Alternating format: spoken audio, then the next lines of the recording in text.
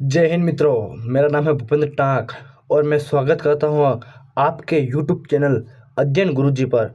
और आज इतिहास का क्लास 12 का तीसरा पार्ट है। इतिहास का तीसरा पार्ट है, तो हम आज तीसरे पार्ट के नोट्स करेंगे, बिल्कुल सटीक नोट्स, ठीक है ना। सटीक नोट्स करेंगे और एक एक चीज़ को ध्यानपूर्वक देखेंगे। तो आप वीडियो को लाइक और चैनल को सब्सक्राइब जरूर कर ले। और थाने भणनो तो बाणुच पड़ी, ठीक है नहीं, भले कई वो पण थाने भणनो बाणुच पड़ी। जल्दी था बढ़िया नंबर आई तो बाणु भण लो। समय है ताकपा અને સમયનો ખો મતી, समय घणो बलवान है, समय निकलिया के कहीं को नहीं, ठीक है नहीं, तो भण लो बाणु। तो स्टार्ट करते हैं वीडियो। ओके, चैनल को सब्सक्राइब और वीडियो को लाइक जरूर करना। तो अपना पहला है, पहला टॉपिक अपना महाभारत, ठीक है। महाभारत जो युद्ध थी ना, वो जो महाभारत हुई थी, तो यह युद्ध कौरवों और पांडवों के बीच हुआ था। किसके बीच दोस्तों? कौरवों और पांडवों के बीच। महाभारत विश्व का, महाभारत भारत का नहीं, पूरे विश्व का सबसे बड़ा ग्रंथ माना जाता है, ठीक है, माना जाता है।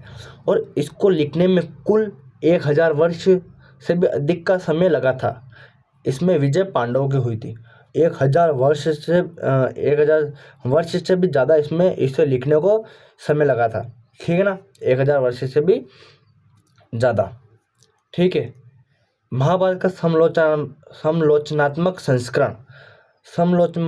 संस्करण मतलब महाभारत को एक स्थित तरीके से जमाया, ठीक है ना। उसमें से कुछ विद्वानों ने महाभारत के अलग अलग पांडुलिपियाँ श्लोक उठाए और 13,000 पृष्ठों में प्रकाशित किया। और कुल 47 वर्ष लगे, ठीक है, कुल 47 वर्ष लगे महाभारत के मतलब समलोचनात्मक संस्करण को तैयार। संस्कृत में अलग अलग महाभारत को मतलब अलग अलग विषय मतलब भाषा में छाप रखा है। तो उसमें से वी.एस. सुतांकर साहब ने मतलब संस्कृत में इसको छापा। करीब 47 वर्षों में 13,000 पृष्ठों पर छापा था इसको। अलग अलग भाषा में से महाभारत का कुछ श्लोक उठाए और उसको 13,000 पृष्ठों पर छापा गया। और महाभारत को मूल कथा, महाभारत की जो मूल कथा है उसको तो भाट सारथी, ये आगे मैंने लिया पर अभी आपको बताता हूँ। भाट सारथी ने लिखा था। और महाभारत के वर्तमान में जो जिसने लिखी थी महाभारत वह है वेद व्यास जी। कौन है? वेद व्यास जी। ओके, वेद व्यास जी। आपको एक बार और रीडिंग कर लेते हैं इसका। महाभारत ये कौरवों और पांडवों के बीच में महाभारत विश्व का सबसे युद्ध हुआ था। और इसमें पांडवों की विजय हुई थी। ये 1000 पृष्ठों पर छापा गया है और महाभारत विश्व का सबसे बड़ा ग्रंथ है। महाभारत का समलोचनात्मक संस्करण वी.एस. सुतांकर ने तैयार किया था। 13,000 पृष्ठों पर 47 वर्ष में छापा गया था। Okay, clear. आगे चलते हैं। आगे है परिवार, टॉपिक है परिवार। तो अपने जैसे अपने घर में अलग अलग परिवार होते हैं, अपने पड़ोस में जैसे, तो सभी परिवार एक जैसे नहीं होते हैं। कुछ में सदस्य ज़्यादा होते हैं, कुछ में कम होते हैं, कुछ में अलग अलग रीति रिवाज होते हैं, कुछ में अलग अलग खान पान अलग अलग होते हैं। और कुछ परिवारों में भाई को चचेरे बहन को खून का रिश्ता माना जाता है, कुछ में नहीं माना जाता। मतलब आप देखते हैं आपका परिवार है और आपका पड़ोस का परिवार है, तो आपके घर में के 5 जन होंगे, उनके घर में के 6 जन होंगे या 4 जन होंगे। आपका खान पान अलग होगा, आप अलग धर्म से होंगे, वो अलग धर्म से होते हैं। तो इसमें इसी तरह बताया गया है, परिवार में इसी तरह बताया गया है। ओके, तो बस सिंपल अपने ही परिवार जैसे इसमें अगर ऐसा क्वेश्चन आएगा तो नहीं है, पहले पढ़ना जरूरी है। तो आ भी जाए तो ऐसा आपको लिख देना है। ओके, अगला क्वेश्चन, पितृवंशी। जब कोई राजा होता है तो उसका अगला उत्तराधिकारी उसका पुत्र होता है, लेकिन कभी कभी राजा के बच्चे ना होने पर वह दूसरे को भी बना सकता है। पितृवंशी का मैं आपको मतलब समझाता हूँ। आपके पिताजी हैं तो आपके पिताजी के बाद सारी संपत्ति आपकी होगी और उसके बाद आपके बेटे की। तो इसी तरह वहाँ पे पितृवंशिकता चलती थी। जब कोई भी राजा होता था तो उसका सारा राज दरबार वगैरह उसके मतलब बेटे को जाता था, और उसके बाद उसके पौत्र को जाता था। लेकिन कभी कभी क्या होता था, राजा को कोई बेटा नहीं होता था तो वो दूसरे को भी राजपाट दे सकता था, दूसरे को भी राजपाट दे सकता था। अगला क्वेश्चन है विवाह। विवाह विवाह के 8 प्रकार बताए गए, कहते हैं 8 प्रकार, जिसमें से सिर्फ 4 प्रकार के उत्तम विवाह है, जिसमें से सिर्फ 4 प्रकार के उत्तम विवाह है, ठीक है ना। मनुस्मृति नाम का ग्रंथ है, उसमें से 8 प्रकार बताए गए हैं, विवाह के 8 प्रकार, ओके, जिसमें से 4 उत्तम है। तो 4 ये है, बहुपत्नी विवाह, बहुपति विवाह, अंतर विवाह और बहिर्विवाह। पहले हम लेते हैं बहुपत्नी विवाह को, मैं आपको समझाता हूँ। बहुपत्नी विवाह, इसमें क्या होता है कि बहुपत्नी मतलब कि एक स्त्री होती है, एक स्त्री के 2, 3, 4 या 5 मतलब पति होते हैं, तो उसे बहुपत्नी विवाह कहते हैं। जिसमें मतलब ये वो द्रौपदी नाम याद आएगा मुझे, द्रौपदी इसका उदाहरण है, ठीक है। द्रौपदी इसका उदाहरण है बहुपत्नी विवाह का। एक बार आपको मैं प्रिपरेशन सुनाता था। ऐसी स्त्री जिसके एक से अधिक पति हो उसे बहुपत्नी विवाह कहते हैं, ठीक है, बहुपत्नी विवाह कहते हैं। अगला क्वेश्चन बहुपति, ठीक है, बहुपति इसका उल्टा कि एक पुरुष के अगर एक से अधिक पत्नियां हो तो उसे बहुपति विवाह कहा जाता है, बहुपति विवाह कहा जाता है। अंतर विवाह, गोत्र की जो अपनी जातों में गोत्र होती है, तो गोत्र के अंदर विवाह होना तो अब अंतर विवाह कहता है, अंतर विवाह कहलाता है। और गोत्र के बाहर विवाह होना बहिर्विवाह कहलाता है। अपने जात से बाहर विवाह करती है कोई लड़की तो उसे बहिर्विवाह, और जात के अंदर करती तो अंतर विवाह, गोत्र से, ठीक है। आपको एक बार और मैं चारों परिभाषा बता देता हूँ, फिर आपको।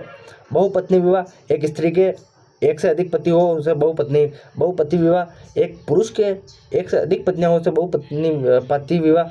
अंतर विवाह, किसी गोत्र के अंदर विवाह करे उसे अंतर विवाह। बहिर्विवाह, गोत्र के बाहर विवाह करे उसे बहिर्विवाह कहा जाता है। ये 4 प्रकार के अपने उत्तम विवाह माने गए हैं हिंदू धर्म में, ओके। अगला क्वेश्चन है, ये पार्ट बहुत ही मज़ेदार है और इसे बिल्कुल मज़ा लेके पढ़िए। इसमें आपको एक एक शब्द में कंठस्थ याद करवा दूंगा, और इसके बाद मैं ऑब्जेक्टिव क्वेश्चन का एक बहुत ही शानदार वीडियो लेके आने वाला हूँ, ओके। तो गोत्र, अब गोत्र को भी मैं आपको समझा देता हूँ। जो एक ही गोत्र में विवाह नहीं कर सकते हैं उसे गोत्र कहते हैं। मतलब एक ही गोत्र में, जैसे कि आपकी गोत्र कोई है और सामने वाली लड़की की भी गोत्र कोई है, तो वो विवाह नहीं कर सकते। और विवाह के बाद पिता की गोत्र से पति की गोत्र में आ जाना पड़ता है। लड़की विवाह के बाद पिता की गोत्र में से पति के गोत्र में आ जाती है, ओके। ये गोत्र के कुछ नियम है, अगला क्वेश्चन है माताएं। सातवाहक शासक ने माताओं को महत्व देते थे और वह अपने नाम के आगे माता का नाम लगाते थे, लेकिन वह पितृवंशिकता चलती थी। सातवाहक जो शासक थे दोस्तों, सातवाहक, ये एक शासक का नाम है सातवाहक, मतलब गोत्र का ऐसा कोई है ना, तो ये शासक थे। ये माताओं को बहुत ही महत्वपूर्ण, माता मतलब सब जगह पितृवंशक चलता था और यहाँ भी पितृवंशक ही चलता था। पिता को महत्व देते थे, पुरुषों को महत्व देते थे, लेकिन ये माताओं को महत्व देते थे और अपने नाम के आगे माताओं का नाम लगाते थे। माता को बहुत ही उच्च दर्जा मानते थे, लेकिन इनके यहाँ भी पितृवंशक ही चलता था। अगला क्वेश्चन है वर्ण व्यवस्था के बारे में आपको मैं बता दूं। वर्ण व्यवस्था वो है कि हमारे हिंदू धर्म को कुछ ब्राह्मणों ने चार हिस्सों में बांट दिया था, ठीक है। ब्राह्मणों द्वारा धर्मशास्त्र की रचना की गई और भारत के प्रसिद्ध ग्रंथ मनुस्मृति में इसकी रचना मिली है। मनुस्मृति में इसकी रचना मिली है, किसकी? वर्ण व्यवस्था की। ब्राह्मणों ने, ठीक है, ब्राह्मणों ने 4 वर्गों में भारत को बांट दिया था, ठीक है। ब्राह्मण जो याद करते पहला वर्ग है ये ब्राह्मण। 4 वर्गों में से पहला वर्ग है ब्राह्मण, जो यहाँ पे याद नहीं है, यज्ञ है, यहाँ पे य और ज्ञ, यज्ञ है, यहाँ पे यज्ञ करते थे, दान करते थे और दान लेते थे, और यह सब सबसे ऊंचे थे। मतलब ब्राह्मण सबसे ऊंचे थे। ये दान करते थे, दान लेते थे और यज्ञ मतलब हवन करते थे। उसके बाद में क्षत्रिय। क्षत्रिय क्षत्रिय कौन होते थे? राजा महाराजा, इनमें क्षत्रिय आते थे। ये युद्ध करना, रक्षा करना, दान करना और यज्ञ करवाना। यह युद्ध करते थे, जनता की रक्षा करते थे और यज्ञ करते थे और ये दान भी करते थे। ठीक है, और युद्ध जनता की रक्षा करना इनका महत्वपूर्ण काम था। और तीसरी प्रजाति आती है वैश्य। क्या है? वैश्य। वैश्य, ठीक है ना। तीसरी वैश्य, ये किसान होते थे। ये किसान होते थे, खेती करते थे और मजदूरी करते थे, दान करते थे और यज्ञ करवाते थे। ये इनका काम अपने किसान होते, किसान भाई, वो किसान भाई ये थे। ठीक है, इनको वैश्य कहा गया था, वैश्य। ओके। और सबसे निम्न जाति होती है शूद्र। शूद्र, यह इन तीनों वर्गों की सेवा करते थे, इनके घर पे रहते थे, इनका काम करते थे। ओके, इनका काम करते थे। उसके बाद में ब्राह्मणों को लगा कि यह वर्ण व्यवस्था कुछ काम नहीं आ रही, कुछ लोग जो इसमें फिक्स नहीं बैठ रहे, तो उन्होंने जाति वर्ग चलाया। जाति वर्ग, ब्राह्मणों को यह लगा कि बहुत लोग इन वर्गों से मेल नहीं खाते हैं, तो उनको अलग अलग जाति में बांट दिया। जैसे कोई लोहे का काम कर रहा है तो उसे लोहार बना दिया, कोई सोने का काम कर रहा है तो सोनार बना दिया, कोई लकड़ी का काम कर रहा है तो उसे सुतार बना दिया। इसी प्रकार ब्राह्मणों ने जाति व्यवस्था को बांट दिया था। ठीक है, पहले तो 4 वर्गों में बांटा, ब्राह्मण, शूद्र, वैश्य और ये क्षत्रिय। ठीक है, ये 4 वर्गों में बांटा और जाति वर्ग में अलग अलग फिर जातियां बांट दी गई। क्षत्रिय राजा। क्षत्रिय राजा, क्या राजवंश क्षत्रिय नहीं होते थे? पहले कुछ राजा क्षत्रिय होते थे और कुछ राजा नहीं, जैसे कि मौर्य वंश के राजा चंद्रगुप्त मौर्य। मतलब मैं आपको बताता हूँ, अक्षत्रिय राजा। अक्षत्रिय मतलब जो कि क्षत्रिय वंश से होते हैं, पहले वही राजा बनते थे। ठीक है, लोगों का ऐसा मानना था, लेकिन ऐसा नहीं होता था, क्योंकि पहले अक्षत्रिय राजा जो भी क्षत्रिय वंश के नहीं होते थे वह भी राजा हो सकते थे। जैसे कि उदाहरण पर मौर्य वंश के राजा चंद्रगुप्त मौर्य। कुछ लोगों ने क्षत्रिय भी मानते थे और कुछ नहीं मानते थे। आगे चलते, ऐसा ये खास टॉपिक नहीं। चंडाल, ये बिल्कुल इम्पोर्टेंट टॉपिक है, इसको आप बिल्कुल बारीकी से देखना और इसे डबल बार भी देख सकते हैं आप। ठीक है ना, तो इसे मैं बिल्कुल अच्छे से समझाता हूँ। चंडाल वह लोग थे जो मर्द आदमी के कपड़े पहनते थे और लोहे के आभूषण पहनते थे। जो कि व्यक्ति मर जाता था और फिर जो शमशान में उसके कपड़े वगैरह होते थे या उसके आभूषण होते थे वह पहनते थे चंडाल लोग। और यह रात को बाहर नहीं निकल सकते थे। इनको रात को बाहर निकलने की इजाज़त नहीं थी। ठीक है, और यह देख लीजिए, यह रात को बाहर नहीं निकल सकते थे। और अगर किसी व्यक्ति अगर उसकी मृत्यु हो गई और उसके परिवार में कोई सदस्य नहीं है, तो उनको जलाना, उनका अंतिम संस्कार इन्हीं करना पड़ता था। और भारत में जब एक भिक्षु आया, बौद्ध भिक्षु, तो उसने देखा कि जब ये दिन में बाहर निकलते थे तो इनको शोरगुल हल्ला करना पड़ता था, क्योंकि कोई व्यक्ति इनकी शक्ल ना देखे। ये बहुत ही इनकी बहुत ही खराब जिंदगी थी और ये लोहे के आभूषण पहनते थे और ऐसा इनकी शक्ल कोई देखना नहीं चाहता था चंडालों की। ओके, ये चंडाल आपका टॉपिक कंप्लीट है। आगे, स्त्री व पुरुष की संपत्ति कैसे अर्जित करते थे? स्त्रियों की 6 प्रकार की संपत्ति तथा पुरुषों की 7 प्रकार की संपत्ति हासिल होती थी। मतलब पुरुषों को महिलाओं को 6 प्रकार की संपत्ति हासिल करने का अधिकार था और पुरुषों को 7 प्रकार की। ठीक है, पिता की संपत्ति में इनकी मृत्यु के बाद स्त्रियों को कोई हक नहीं मिलता था। मतलब पिता की संपत्ति में स्त्रियों का कोई हक नहीं होता था। ठीक है ना। और पुरुष को 7 प्रकार की संपत्ति अर्जित करना, माता पिता की जायदाद, युद्ध में जीत, निवेश करना, कुछ वस्तु खरीदना, कर या उपहार में मिली वस्तु। मतलब पुरुष कहाँ से संपत्ति अर्जित कर सकता था? माता पिता की जायदाद। दूसरा है कि वह युद्ध जीत सकता था, किसी चीज़ में निवेश कर सकता था, कुछ वस्तु खरीदकर उसे बेचकर उपहार या उसे कोई उपहार मिला तो उससे इसकी इसकी वो संपत्ति होती थी। और स्त्रियों की 6 प्रकार की संपत्ति अर्जित करनी थी। माता पिता का उपहार, पुराने उपहार मतलब जो भी उसे माता पिता बचपन से उपहार देते थे वो, उसके शादी में उसका पति उपहार देता था या कोई पड़ोसी वगैरह रिश्तेदार उपहार देते थे, वो उसके घर पे उसके ससुराल में कोई उपहार देता था। तो इसी प्रकार के उपहार मतलब उनकी संपत्ति होती थी स्त्रियों की, और उनका माता पिता में उनका कोई हक नहीं होता था, जायदाद में उनका कोई हक नहीं होता था। महाभारत की रचना, ठीक है, महाभारत की रचना।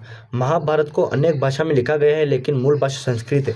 मैंने आपको नहीं बताया था, महाभारत को अनेक भाषा में लिखा गया है लेकिन मूल भाषा उसकी संस्कृत है। इसके रचनाकार भाट सारथी जो कि रथ चलाने का कार्य करते थे, और महाभारत के रचना वेद व्यास को माना जाता है रचयिता। मतलब ये भाट सारथी थे जो कि रथ चलाते थे और वहाँ युद्ध होता था, ये अपने आँखों से देखते थे और घर पे आके इसको लिख देते थे, लेकिन इसके रचनाकार वेद व्यास जी को माना गया। मूल रचनाकार तो भाट सारथी को माना गया है और इसके रचनाकार वेद व्यास जी को माना गया। अगर आपको प्रश्न पूछे कि महाभारत के मूल रचनाकार कौन है, तो भाट सारथी, और अगर रचनाकार पूछे सिर्फ रचनाकार तो वेद व्यास जी आपको बता देना है। ओके, 5वीं शताब्दी में इनको ब्राह्मणों ने लिखना शुरू कर दिया महाभारत को, ठीक है, और 200 ईस्वी से 200 ईसा के दौरान महाभारत की रचना अलग अलग चरणों में आरंभ हो गई, और जब विष्णु देव के आराध्य शुरू हुए तो विष्णु देव के अवतार कृष्ण में महाभारत को एक प्रमुख नायक मिला। मतलब कृष्ण भगवान महाभारत को एक प्रमुख नायक मिला। तो इस चैप्टर में महाभारत के प्रश्न और मनुस्मृति के और जाति व्यवस्था, वर्ण व्यवस्था ऐसे ही पूछे जाते हैं, उसको मैं आपको अगले वीडियो में कंटेस्ट करा दूंगा। और आपको वीडियो अच्छा लगा हो तो वीडियो को लाइक, चैनल को सब्सक्राइब जरूर करें और हमारे साथ जुड़े रहे। मैं आपकी 2024-25 की अंतिम हिंदी साहित्य, हिंदी इतिहास और राजनीति की संपूर्ण तैयारी कराऊंगा, और आपके एकदम अच्छे प्रश्न, अच्छे नंबर, अच्छे परसेंट लेके आएंगे, और आप भी मेरे साथ मेहनत करें और मैं भी मेहनत कर रहा हूँ। तो मिलते हैं आपको अगले वीडियो में।